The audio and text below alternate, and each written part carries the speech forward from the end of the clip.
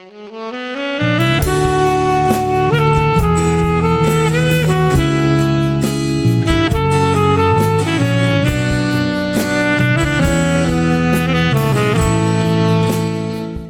el profeta Malaquías, el último de los profetas del Antiguo Testamento, el último libro también del Antiguo Testamento, y vamos a abrir en el capítulo 2, vamos a empezar la lectura desde el capítulo 2, el versículo 17. El capítulo 2 ya lo leímos y lo consideramos, pero hoy vamos a comenzar desde el capítulo 2, versículo 17. Dice así: habéis hecho cansar a Jehová con vuestras palabras. Y decís, ¿en qué le hemos cansado? En que decís, cualquiera que hace mal agrada a Jehová, y en los tales se complace. O si no, ¿dónde está el Dios de justicia? Y pasamos al versículo 6. El trozo que queda allí lo vamos a estudiar el domingo que viene, pero pasamos al versículo 6 del capítulo 3. Porque yo, Jehová, no cambio, por eso, hijos de Jacob, no habéis sido consumidos.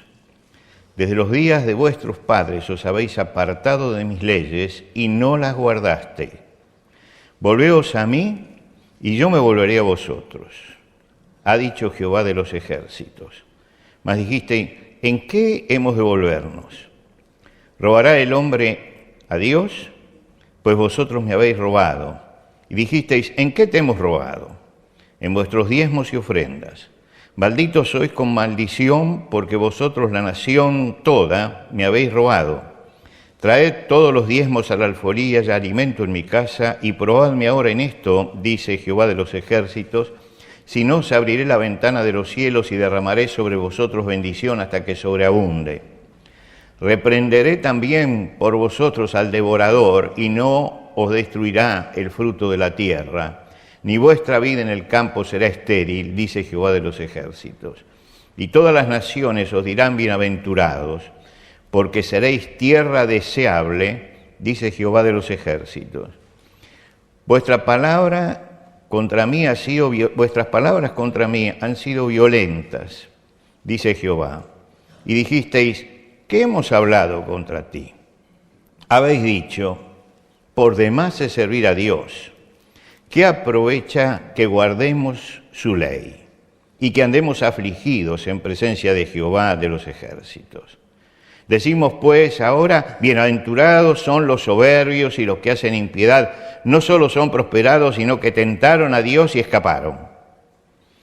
Entonces los que temían a Jehová hablaron cada uno a su compañero, y Jehová escuchó y oyó. Y fue escrito en el libro de memoria delante de él para los que temen a Jehová y para los que piensan en su nombre. Y serán para mí especial tesoro, ha dicho Jehová de los ejércitos, en el día que yo actúe, y los perdonaré como el hombre que perdona a su hijo que le sirve. Entonces os volveréis y discerniréis la diferencia entre el justo y el malo, entre el que sirve a Dios y el que no le sirve. Hasta aquí nada más en la lectura de la palabra de Dios. Por supuesto que leemos todo un capítulo y hay muchísimas enseñanzas, pero como tenemos un programa para terminarlo, tratamos de marcar las cosas fundamentales y después cada uno en su casa volverá a leer y sacará también conclusiones de lo que acaba de leer. Malaquías le habla a un pueblo que tiene una mentalidad espiritual oscurecida, no ve la realidad, no toma conciencia del problema que tiene y entonces le iba mal. Y le iba muy mal, porque crecía la pobreza. Eran pueblos agrícolas ganaderos, pero sobre todo agrícolas. Y si no había lluvia, se perdía la cosecha. Y una de las cosas que estaba sucediendo en ese momento es que no llovía. Y entonces la sequía producía miseria. Y eso traía, por supuesto, pobreza. Tenían enemigos que los oprimían, tenían que pagarle un tributo a Persia, no solamente pagarle el tributo a Persia, sino sostener a los representantes de Persia que estaban entre ellos, controlándolos, y aparecían los mercaderes de la miseria, porque siempre que pasa esto aparecen los mercaderes de la miseria, los usureros, los que hacían hipotecas, la gente perdía sus campos, y bueno, ellos decidieron interpretar la decadencia esa. Y la interpretación que hicieron es: esto es culpa de Dios. Esa es la interpretación que hicieron sobre la realidad. No veían sus propios males, buscaban otra explicación. Y la explicación era tomar a Dios y sentarlo en el banquillo de los acusados y decir: Dios, que no manda la lluvia, es el culpable de que nosotros no tengamos cosecha y que nosotros tengamos miseria. Y sacaban conclusiones de esto. Y decían: cualquiera que hace mal agrada a Jehová. Dios les dio los 10 mandamientos y le mostró su carácter, y ellos no distinguen entre lo bueno y lo malo. Están ciegos espiritualmente. Y esa ceguera lo lleva a atacar el discernimiento. Dios no tiene discernimiento. Dios no discierne entre el bueno y el malo.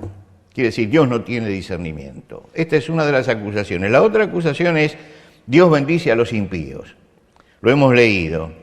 En los tales se complace, dice. Le concede bendiciones. Dios prefiere al malo. Es un ataque a la santidad de Dios. Y la tercera, la justicia de Dios no está presente. ¿Dónde está el Dios de justicia? Dios se ha despreocupado del mundo y deja que las cosas sigan su camino. Y entonces atacan la responsabilidad de Dios. Sume usted estos 3 ataques que hacían abiertamente. Atacaban el discernimiento. Dios no tiene discernimiento. Atacaban la santidad. Dios no tiene nada que ver con el bien porque protege al malo. Atacaba la responsabilidad. Es un irresponsable porque nos prometió un montón de cosas y no las cumple. Eso es lo que ellos decían de Dios. Y lo decían abiertamente, con toda franqueza, dirían, con toda franqueza. Pero no pensaban lo que decían. Ustedes han visto que hay gente que presume de ser franco y que dice: yo digo lo que pienso, yo digo lo que pienso. Hay mucha gente así. Y por supuesto que no me callo nada, porque yo digo lo que pienso. El asunto es que hay que pensar antes de decir. Y el problema es que muchos de los que dicen: yo no me callo nada y digo lo que pienso, no piensan antes. Entonces lo que dicen es una necedad. Y hoy estamos llenos en todos lados de necios que largan lo que piensan, que dicen lo que piensan, sin haber pensado antes. Y esto es lo que pasaba allí en el pueblo. Decían, largaban lo que pensaban, porque no se callaban nada, ofendían a Dios directamente, pero no pensaban antes de hablar. Y cuando alguien no piensa antes de hablar, es un necio. Es un necio. Y mucho más si no piensa antes de actuar. Quiere decir que Dios estaba hablando con un grupo necio. Y se hartó Dios de las palabras esas. Las palabras de ellos vivían por sí mismas, no tenían ningún sustento en la realidad. No habían entendido el mecanismo de Dios, no surgían de una evaluación sana que ellos estaban haciendo de la realidad. Dios legisló las palabras. Para Dios las palabras son importantes, lo que el hombre dice es importante. Fíjense que en los mandamientos hay 2 mandamientos que se refieren al hablar de la persona. 2 de los 10 se refieren a eso. No tomarás el nombre del Señor tu Dios en vano. ¿A qué se refiere esto? A las palabras, a lo que uno dice. No hablarás contra tu prójimo falso testimonio. ¿A qué se refiere? A las palabras. Estaban en los 10 mandamientos, que uno tiene que cuidarse con las palabras. Y fíjense que los mandamientos, el primero está en la primera tabla de la ley, la relación con Dios. No tomarás el nombre del Señor tu Dios en vano. Y el segundo estaba en la segunda tabla de la ley. No levantarás contra tu prójimo falso testimonio. Lo que quiere decir que Dios toma en cuenta las palabras. Bueno, no voy a abundar con textos en el Nuevo Testamento donde se habla de que por vuestras palabras seréis juzgados, etc. Pero repetidamente en la palabra de Dios se dice que lo que el hombre habla pesa en el juicio de Dios sobre la persona. Y fíjense lo que les dice Malaquías. Malaquías les dice, habéis hecho cansar al Señor con vuestras palabras. Lo hicieron cansar. Ahora, ¿puede cansarse Dios?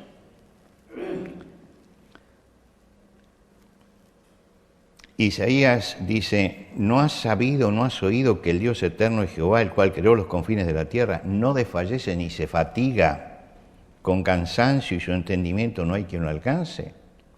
La Biblia dice que Dios no se cansa, pero hay algo que dice acá, se cansó del pecado de la gente.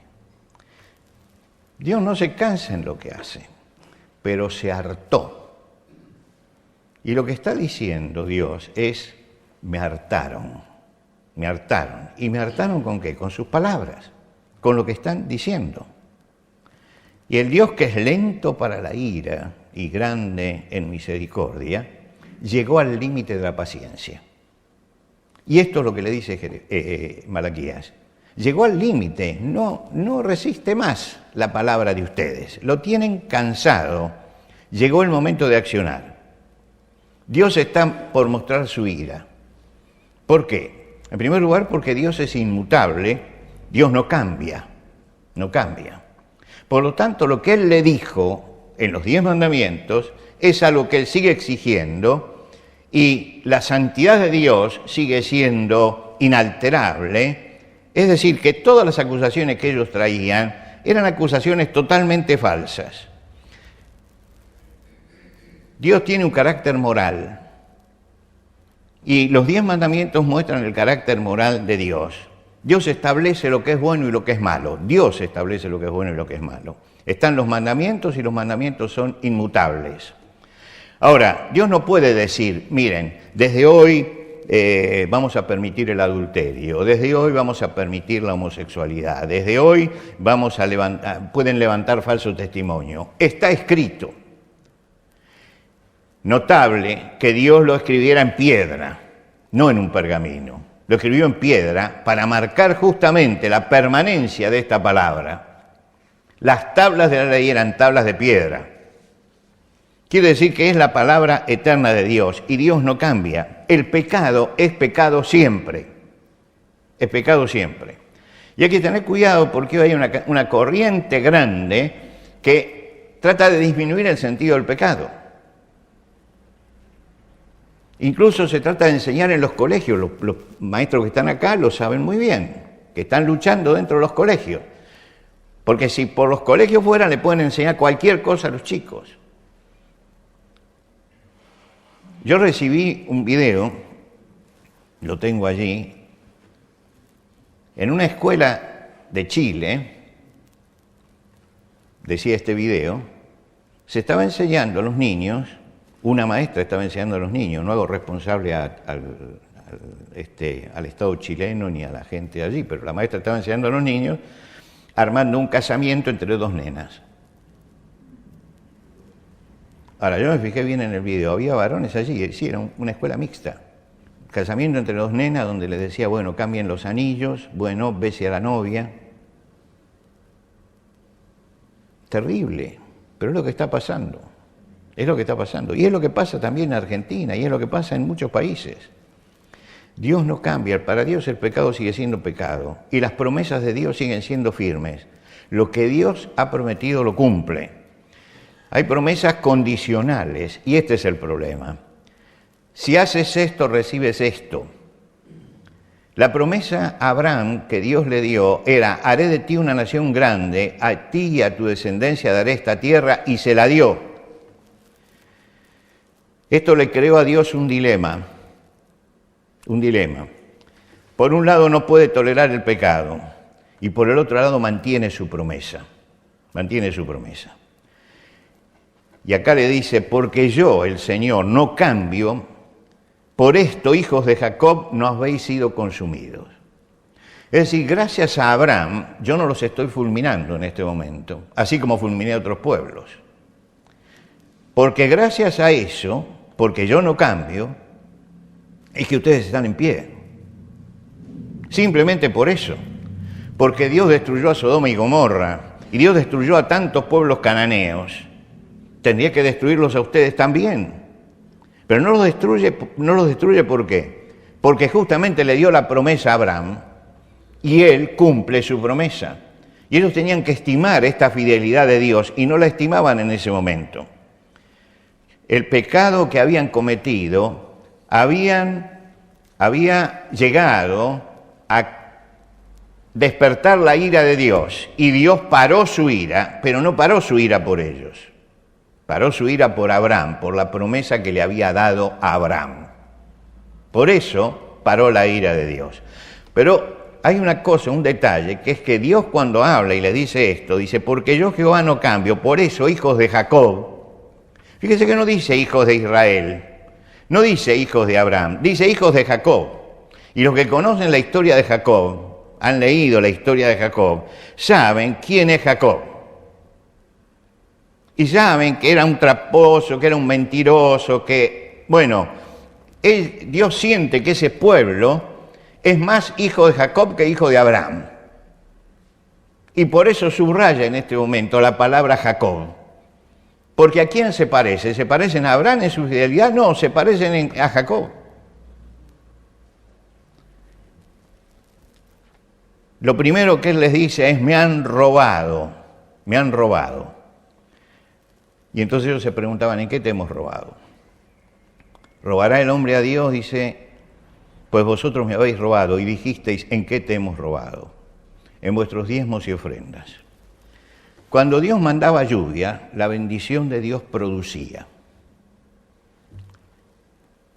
Hacía que la tierra fructificara, hacía que tuvieran cosecha, hacía que el ganado se mantuviera. Cuando terminaba la siega, ellos tenían que ir y agradecer a Dios. Y llevaban entonces las primicias y las ponían delante de Dios. Cuando 50 días después ya habían hecho la harina y hacían el pan, tenían que llevar esto delante de Dios. Y de toda la cosecha tenían que llevar el 10% delante de Dios. Ahora, Dios dice, si yo tuviera hambre, no te lo diría a ti, porque mío es el mundo y su plenitud. Lo que quiere decir que Dios no necesitaba esto. ¿Y por qué entonces lo reclaman? Era una forma en que ellos tenían que reconocer la fidelidad de Dios, tenían que reconocer la bendición de Dios. Y esto era lo que motivaba que ellos no tuvieran cosechas en ese momento, que no habían reconocido la fidelidad de Dios, y habían sacado cosechas y no habían llevado lo que tenían que llevar. Y no habían honrado a Dios más que ritualmente. Esta forma de honrar y reconocer a Dios es importante, porque aún nosotros en este tiempo, cuando ofrendamos, no ofrendamos porque la iglesia tenga una determinada necesidad. Ofrendamos porque reconocemos delante de Dios que Él es dueño de todas nuestras cosas. Recuerdo la enseñanza, y acá yo tendría que nombrar a un maestro también, un maestro, que nos enseñó esto, y que nos enseñó cuando éramos todavía muy jóvenes, ¿no? Y que nos decía, estaba enseñando, habíamos llegado en el Instituto Bíblico al libro de Éxodo, y en Éxodo aparece la fiesta de las primicias, llevar las primicias al Señor. Y él empezó a sacar conclusiones de eso, y conclusiones muy sabias, y le dijo, miren, cuando ustedes vayan a ofrendar a Dios, en primer lugar, saquen lo que ustedes quieran, pero sáquenlo al principio. Cuando ustedes reciben su sueldo, sáquenlo en ese momento, porque Dios pedía las primicias. Sepárenlo en ese momento. Dice, después que lo tienen separado, entréguenlo lo antes posible para que no se tienten. Y después que lo entregaron, olvídense lo antes posible de lo que ofrendaron. Lo más notable de esto es la última enseñanza. Sepárenlo primero y pónganlo. La segunda era, pónganlo antes posible porque cuando tengan algún problema van a decir, bueno, el mes que viene pongo, ¿no? Sepárenlo. Y la tercera cosa que dijo es, olvídense de lo que han hecho. Esto era lo más sabio.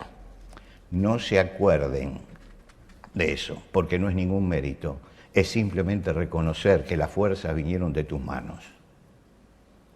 Las fuerzas vinieron de las manos de Dios, que Dios es el que nos sostiene. Ahora, habían olvidado ellos que en Deuteronomio Dios puso condiciones para ellos.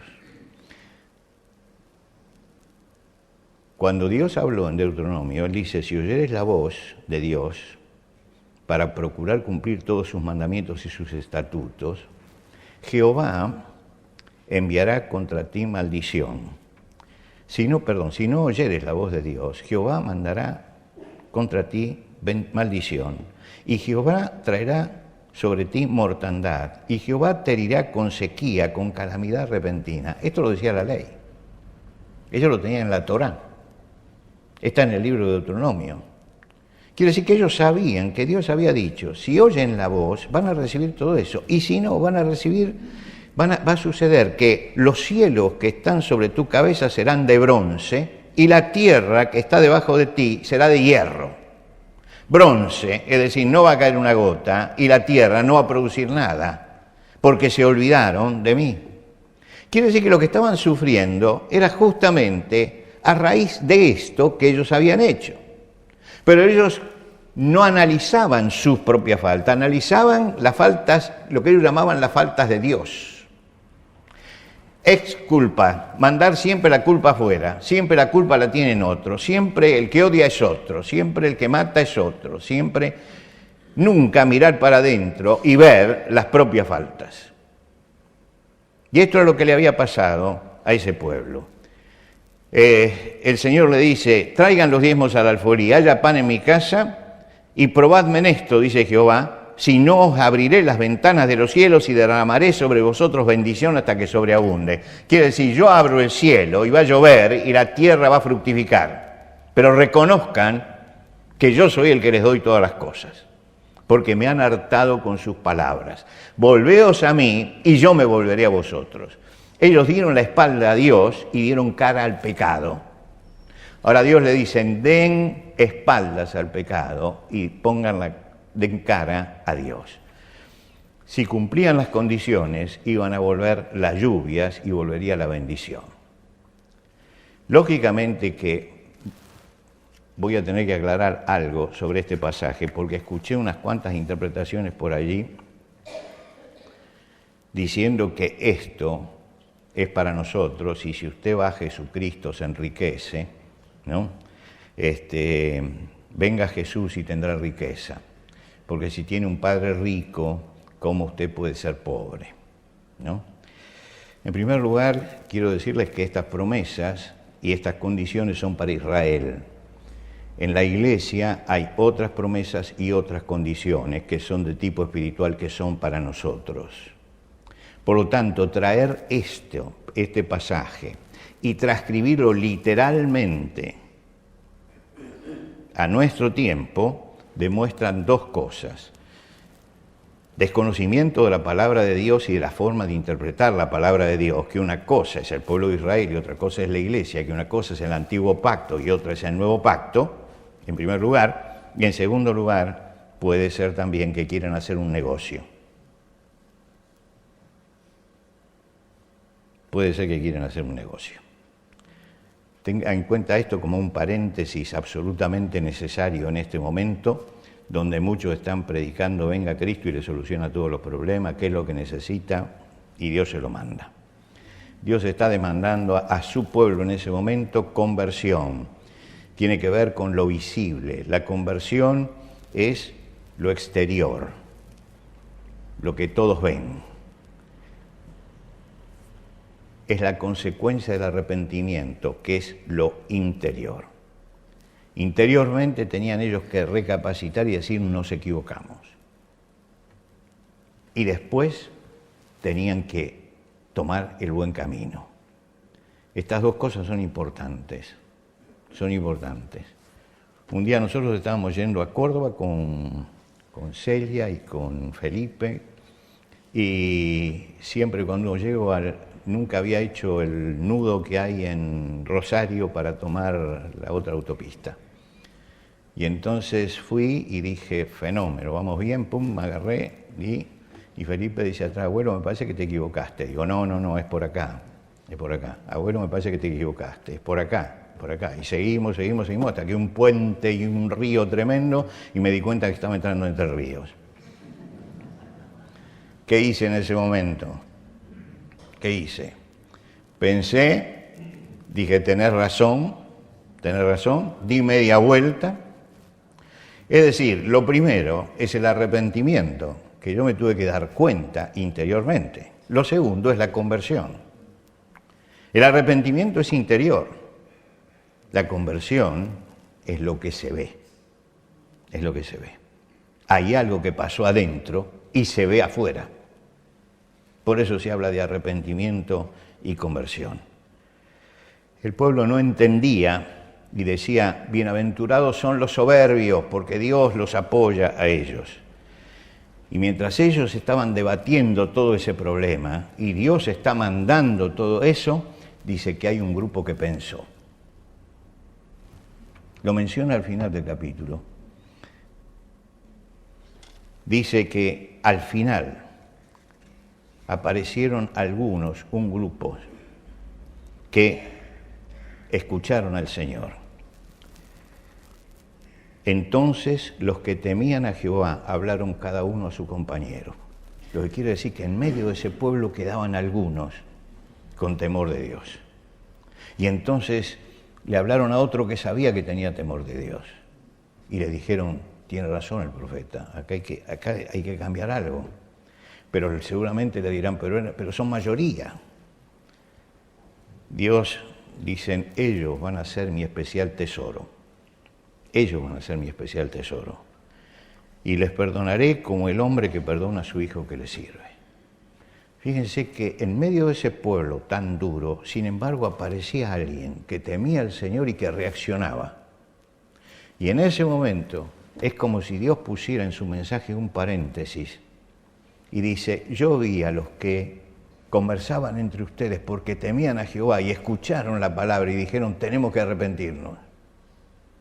Bueno, dice, a ellos yo los voy a anotar eso, lo voy a tener anotado.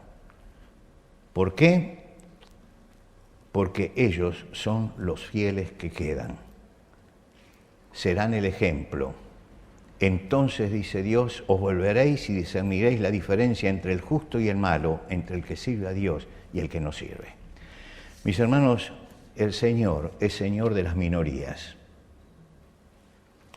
¿Cuántos cristianos hay en el mundo? Cuando usted le da la cifra, es impresionante. Algunos hacen el planiferio y entonces marcan en color todos los pueblos que son cristianos. Usted cuando ve todo eso, dice, ¿y qué le pasa al mundo con tantos cristianos? Es que Dios no es el Dios de las mayorías, no es el Dios de todos los que gritan, soy cristiano, soy cristiano, soy cristiano. Dios está mirando la fidelidad de la persona. Dios está mirando el corazón de la gente. Y está diciendo, puede proclamar lo que quiera y puede ir donde quiera y puede hacer el sacrificio que quiera, pero lo tiene que mostrar en su vida. Y siempre, siempre en el mundo hay un remanente fiel. En todos lados hay un remanente fiel que mantiene los principios de la fe. Que mantiene los principios de la fe sin contaminarlos con todo lo que se ha contaminado el cristianismo. Porque si realmente el mundo cristiano fuera cristiano, tendríamos que renunciar al cristianismo porque no sirve. Porque son los países más belicosos, dicen que son cristianos, los países que destruyen, dicen que son cristianos. Lo que pasa es que son cristianos nominalmente, es el nombre que tienen de cristianos, pero no son cristianos en el compromiso. Y uno dice, ¿y entonces qué va a pasar? Dios está diciendo acá, yo estoy mirando, estoy mirando. Y sé cuál es el remanente fiel. Tenemos que pensar que Dios nos mira también esta mañana. Y que Él sabe quiénes son los fieles y quiénes no son fieles al Señor. Y es el tamiz de Él, ¿no? Porque Él dice, yo los voy a anotar a ellos. Si uno le hubiera preguntado, no, todos pensaban lo mismo, pero no, allí había algunos que mantenían realmente su fe. Eso que en el Nuevo Testamento dice Jesús, es el pequeño rebaño. Le dice a los discípulos, no temáis manada pequeña, porque a mi Padre ha placido daros el reino. A Jesús lo seguían multitudes, ¿se acuerdan ustedes? 5.000 que alimentó, 4.000 en otra oportunidad.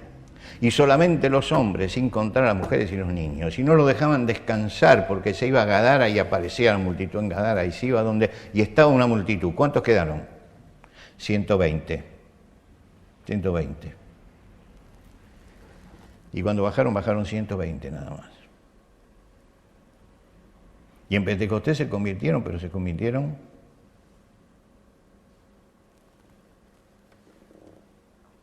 porque no estaban convertidos de antes. 5.000, 3.000, es decir, pero los que siguieron a Jesús, de verdad, con todos sus tropiezos y con todos sus problemas, pero fueron fieles hasta el final, fueron 120 nada más, que estaban en el aposento alto. Dios no es el Dios de las mayorías, Dios es el Dios de las minorías, y el Señor bendice la minoría de fieles. Y usted dice, bueno, pero hay tanto problema, ¿no es cierto? Y sí, todos somos afectados por lo que hace la sociedad. Y cuando Dios corta los víveres a una sociedad, como nos está cortando los víveres a nosotros en este momento, todos son afectados. Pero cuando uno llega a eso, tiene que recordar algo, que es el ejemplo que tenemos en el Antiguo Testamento, que en medio de la decadencia hay un hombre fiel que se llamaba Elías. Y Elías se levanta y dice, no habrá lluvia ni rocío acá. Y lo persiguen. Y hay una gran sequía, y hay una gran hambruna, y hay un gran problema. Y Elías tiene que escaparse. Pero en el lugar donde Elías paraba, allí Dios le mandaba lo que necesitaba. Porque Dios siempre, a quien es fiel a Él, le da lo que necesita en el momento oportuno. No le tengamos miedo a las crisis. Los cristianos hemos pasado muchas crisis. Pero aquel que se mantiene fiel tiene que saber que el Señor siempre le dará lo que necesita en el momento oportuno. Mis ojos pondré sobre los fieles, dice el Salmo 101. Mis ojos pondré en los fieles de la tierra para que estén conmigo. En el que ande en el camino, este me servirá. Este me servirá. Que cada uno de nosotros pueda mirarse para adentro, porque el profeta Malaquías nos llama a mirarnos para adentro. Ya hemos terminado con todo esto. El domingo que viene vamos a hablar de la promesa de Dios. Y delante del Señor tenemos que decir, Señor, quiero encontrarme entre ese grupo de fieles, entre esa minoría que se compromete de verdad, que te sirve y que está inclinada ante tu presencia y ante tu voluntad todos los días. Que podamos ser la manada pequeña que honre al Señor en medio de una multitud y de una nación que está mirando para otro lado y que no está siguiendo los principios de Dios. Nos ponemos de pie.